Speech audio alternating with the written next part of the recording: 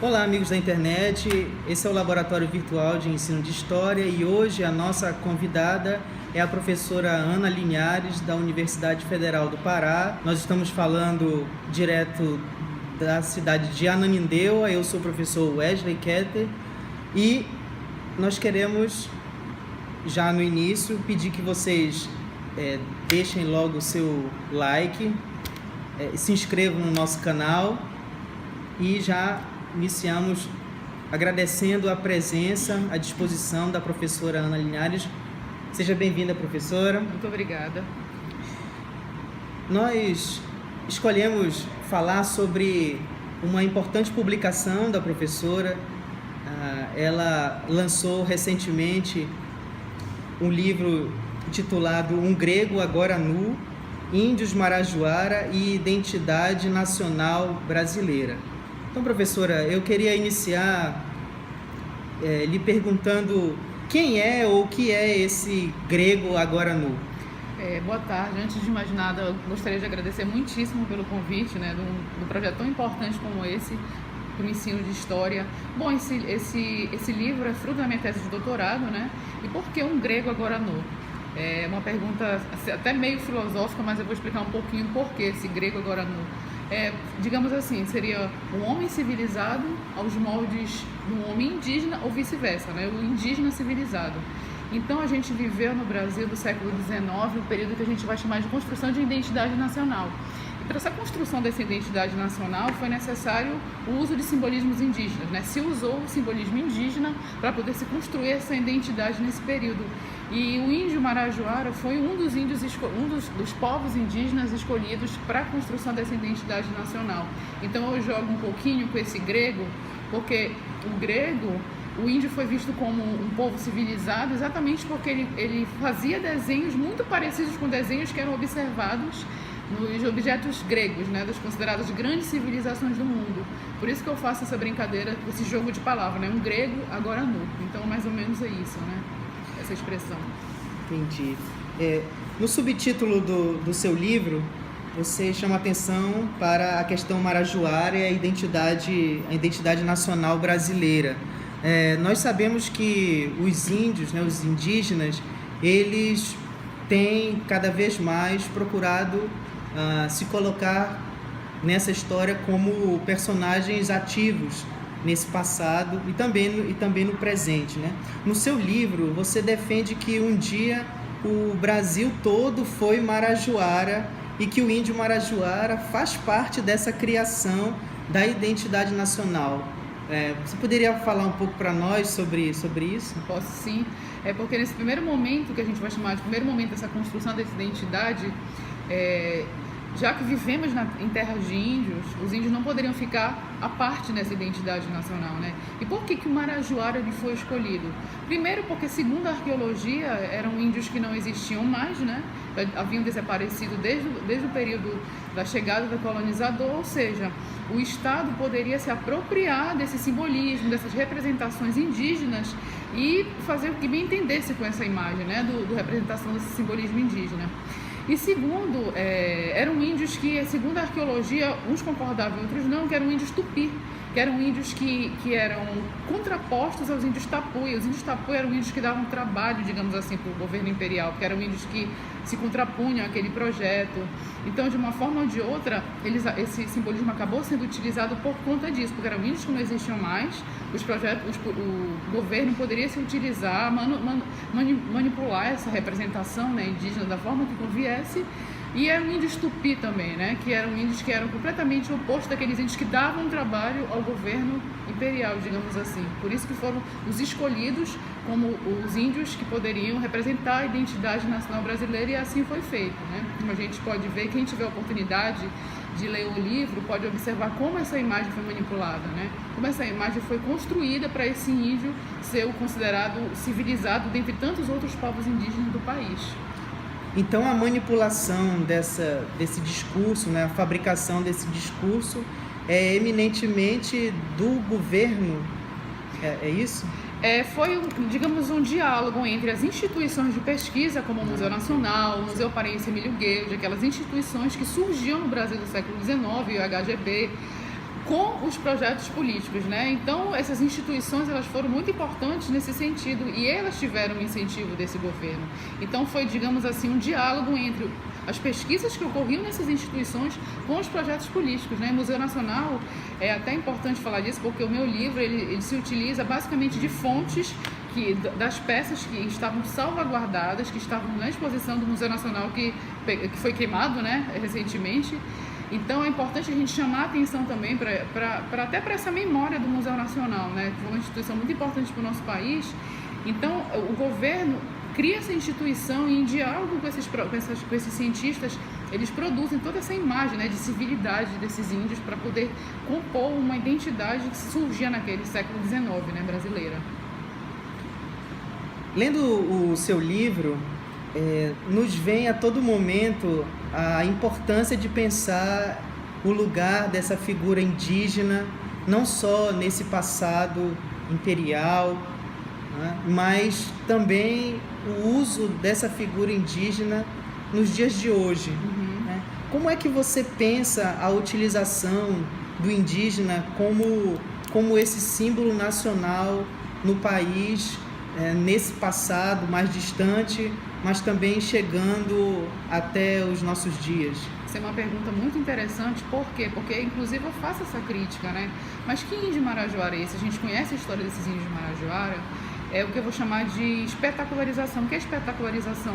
É a gente escolher determinado símbolo, de determinada identidade, começar a expor isso, seja nos museus, seja nas galerias de arte, seja através do artesanato, seja através dos grafismos que a gente vê nas roupas estampadas, mas simplesmente é o que a gente vai chamar de espetacularização sem apresentar a importância desse povo indígena. Quem foi esse povo indígena? E uma outra pergunta que eu faço, por que apenas o índio marajoara e não tantos outros povos? A gente tem mais de 100 e tantos povos indígenas no Brasil, por que se escolhe um? É exatamente isso que eu vou mostrar, porque era interessante para o governo escolher um povo indígena que tivesse essa imagem civilizada, né? Afinal de contas, eles produziam objetos que tinham desenhos que eram feitos em peças consideradas grandes civilizações. Então é importante para quem está estudando história lembrar que lá no século XIX existia uma teoria chamada evolucionista, né? Então, segundo o evolucionismo, existia uma gradação, digamos assim. Os povos indígenas, os povos negros eram considerados inferiores aos povos brancos. Entretanto, foi preciso usar a imagem do índio porque vivemos em terra de índios, né? Mas não poderia ser qualquer índio, deveria ser um índio um pouco mais próximo da civilização. Já que o marajoara fazia aquelas belas peças com gregas, e eram desenhos muito parecidos com desenhos vistos nas peças das grandes civilizações, esses povos só podem ser um pouco mais civilizados que os outros, então a gente vai usar a imagem deles. Mas qual é a minha crítica? E os outros povos? Por que não falar da importância dos outros povos indígenas também? Então eu faço um pouco essa crítica, por quê? Porque se escolheu um indígena para ser representado, mas e os outros ficaram silenciados, né? Invisibilizados. Acho que é importante a gente pensar nisso, a importância dessa pluralidade dos povos na nossa nação, né? No nosso país. Então, fazendo um balanço assim, um pouco panorâmico, né? Você como uma historiadora que buscou várias fontes históricas para analisar esse processo de construção desse discurso identitário, como é que você avalia, né, o final desse processo, ou seja, olhando daqui para lá, se isso foi positivo, esse uso da identidade indígena para esse Brasil em construção, ou você acha que nós tivemos mais perdas, essa generalização? Como é que você avalia isso? Eu não vejo apenas como negativo esse uso, né?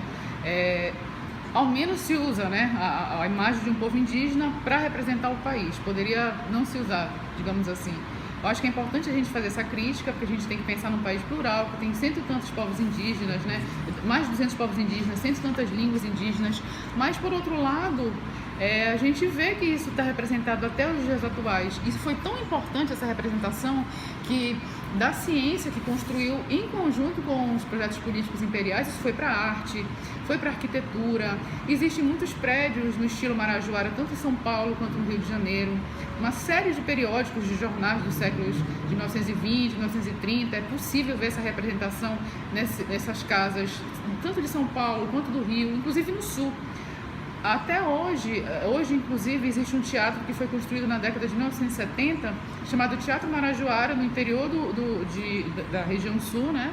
Que hoje é uma casa de shows. Então, por isso que eu digo no livro que em determinado período do nosso país, ser brasileiro era ser marajoara, porque isso foi possível ver essa representação não só, porque existe no imaginário paraense que todo esse simbolismo que a gente vê pelas ruas, se você for no shopping, por exemplo, você vai ver representações enormes dessa cerâmica, né? Se você entrar em qualquer repartição pública, você vê a cerâmica marajoara, se você for nas casas, você vê essa representação. Então as pessoas acham que isso vem lá de Coraci, que nós temos um bairro, né, específico que produz essa cerâmica. Então, no imaginário, as pessoas acham que todo esse simbolismo que está espalhado pelo estado do Pará vem de Coraci da década de 70, mas é isso que eu vou desconstruir, né, no meu livro, que não, isso é um processo já de longa duração, digamos assim, que vem lá do século XIX, com a construção dessa identidade nacional brasileira, e isso vai acabar em Coraci, vai acabar em São Paulo. Existem lojas que vendem cerâmica de Coraci em Curitiba, no Rio de Janeiro, para ver como isso se espalhou pelo Brasil, né, nas mais diversas áreas, seja do público, do privado, da arquitetura, da arte, do artesanato, enfim. Por isso que eu digo isso no livro, né? Eu acho que, para além dessa espetacularização, isso foi importante que, de uma forma ou de outra, deu visibilidade para o povo indígena, né? Que foi o povo marajoara. Agora, professora, lendo o livro, uma coisa que nos chama muita atenção é que me parece uma pesquisa assim, bastante arrojada para além daquilo que o senso comum pensa de uma historiadora, como alguém que está lá no arquivo fazendo a leitura daqueles documentos antigos, restrito aos manuscritos. Me parece que não é só isso. Eu queria que você falasse um pouco para nós sobre essa ampliação do escopo documental. Você mesmo falou aí a análise de obras de arte, de decoração. Isso não seria só para os arquitetos, né? Os historiadores também poderiam ler esses grafismos como um documento histórico? Muito boa essa pergunta, por quê? Porque eu sou professora de História, mas eu tenho outras formações que a gente vai chamar de interdisciplinaridade. O que é essa interdisciplinaridade? Então, é a junção, né, o diálogo de várias áreas. Então, sou professora de História, mas eu sou antropóloga, sou cientista social. E, para além disso, a própria história, a própria reconfiguração da história, que vocês vão notar, ela vai mostrar que, a partir de determinado período, as fontes elas se ampliam. Então, a gente não pode mais pensar, enquanto fonte histórica, apenas aquele documento escrito. A gente tem que pensar a fonte histórica. Tudo passa a ser fonte histórica. Uma narrativa passa a ser fonte histórica. A cultura material, a cerâmica, a arte, as narrativas, a música, tudo é passível de ser estudado, né, na história, através do olhar historiográfico, porque tudo passa a ser fonte histórica. Tudo que é feito pelo homem, digo homens e mulheres, né, tudo que é construção humana, ela é passível de ser estudada. Então, um documento escrito, um documento oficial, ele é fonte, mas, para além dele, uma entrevista também passa a ser fonte. Eu posso analisar uma narrativa oral como fonte histórica, a cultura material, uma obra, um quadro, objetos arqueológicos, tudo é passível de ser analisado pelo historiador, e isso é bacana porque amplia, né, esse leque de fontes do historiador na área da história. Então, quer dizer que nós, estamos falando aqui da Amazônia, podemos dizer que, em algum momento, esse grafismo, essa arte marajoara, ela é incorporada pelas elites do centro-sul do país. Como é que você, como historiadora, chega a essa conclusão, encontra isso na documentação? Como é que foi para produzir esse livro, essa busca por esse tipo de vestígio? De fato, essa escolha do simbolismo marajoara é uma escolha elitista, né? A gente está falando de um projeto de poder, né? Um projeto político de Estado em diálogo com as instituições de pesquisa que surgiu naquele momento no século XIX do Brasil. Então, a todo momento eu vou encontrando essa associação do simbolismo com pessoas economicamente abastadas, né? Então, os grandes casarões que passaram a ser vendidos nas décadas de 1920, de 1930 no Rio de Janeiro, eram casarões. Então, Então, só pessoas com alto poder aquisitivo poderiam comprar essas casas, assim como as obras de arte que se utilizaram desse simbolismo marajora. Mas uma coisa interessante, professor, porque quando eu estava apresentando esse meu trabalho como tese de doutorado, uma arqueóloga que estava na banca, ela disse que morou no Rio de Janeiro na sua infância, ela era de família pobre e ela lembra que nas casas mais pobres, muitos armários, muitos mobiliários tinham esse grafismo marajoara. Então, isso me fez pensar que essa pesquisa ela não está acabada, que a pesquisa existe outras possibilidades, né, do campo de pesquisa. Por quê? Porque eu vou dizer que era um uso feito pela elite, mas já tenho conhecimento que não foi apenas a elite que se utilizou desse simbolismo, né? Então isso é interessante para a gente dar continuidade nessas pesquisas para perceber o quanto foi importante o simbolismo marajoara no século XX, né? Não só para as elites, mas como para as classes menos favorecidas economicamente. Então seria ainda um campo a ser explorado, essa questão. Exatamente. Muito interessante.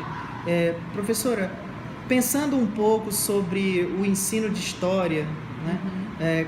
Como é que esse seu percurso na produção do livro e o resultado também, né, que nós podemos perceber de tanta riqueza por dialogar com esse passado, que ainda há muitas permanências, né, dessa identidade que nós fazemos esse tipo de leitura, mas como é que esse tipo de trabalho, né, os resultados que você alcançou, podem se desdobrar e colaborar com um ensino de história que amplie a sua compreensão, inclusive percebendo essa dimensão da arquitetura, né? No livro você fala inclusive dos bailes, né? Das associações que no passado utilizavam dessa cultura indígena, né? Como é que isso pode colaborar para esse ensino de história de forma mais ampla?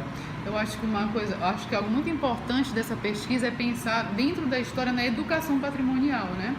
Porque a gente pode fazer essa crítica da espetacularização, dessa apresentação desse simbolismo sem a crítica mais contundente com relação à diversidade dos povos indígenas, mas para além disso pensar no estudo de educação patrimonial, na importância desse patrimônio, na importância de a gente trabalhar isso em sala de aula. E outra coisa que é interessante também é sair da sala de aula para ver o quanto o patrimônio, para além da sala de aula, é importante, né? Não só o patrimônio da cultura material, mas pensar no meio ambiente de uma forma mais ampla, né? De uma forma geral. Então esse estudo ele veio me trazer também essa questão bastante cara, que é trabalhar a educação patrimonial e o quanto é importante o trabalho dessa educação patrimonial. Por quê? Porque a gente está falando desse livro de história indígena. E a gente trata de povos que são extremamente invisibilizados, né? São extremamente rechaçados a cada dia mais, né?